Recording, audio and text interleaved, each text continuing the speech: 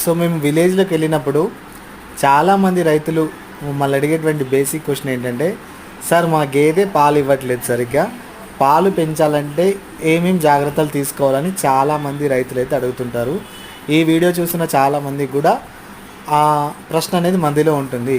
అయితే మన విలేజ్లో పాల ఉత్పత్తి ఎక్కువగా పెరగకపోవడానికి, దేశీయ గేదెలు కావచ్చు, ఆవులు కావచ్చు, పాల ఉత్పత్తి ఎక్కువ ఇవ్వడానికి పోవడానికి మొదటి కారణం అయితే జన్యు పరంగా అయితే ఎంత ఇవ్వాలో అంతే ఇస్తుంది. కానీ దాని పొటెన్షియల్కి సమానంగా పాలు ఇవ్వకపోవడానికి కారణం ఏంటంటే మనం పెట్టేటువంటి ఫీడింగ్ అనమాట. అంటే మనం పెట్టేటువంటి పోషణ విధానంలో ఉన్నటువంటి లోపాల వలన అది పాలు సరిగ్గా ఇవ్వదు.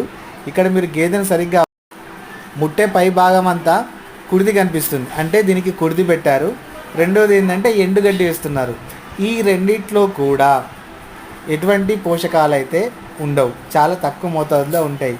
ఎండుగడ్డిలో అయితే కేవలం కడుపు నిండిందనే ఫీలింగ్ కోసమే ఎండుగడ్డి. ఇకపోతే కుడిది అంటారా, దాంట్లో కొందరు తౌడేస్తారు, కొందరు కాల్షియం అలాంటివి పోస్తారు. అవి పోయకుండా కేవలం ఇంట్లో మిగిలిపోయినటువంటి రైస్ అవి వేస్తే మాత్రం ఆ కుడిదిలో కూడా ఎటువంటి పోషకాలు ఉండవు. ఎప్పుడైతే పాల ఉత్పత్తి కూడా సరిగ్గా ఉండదన్నమాట.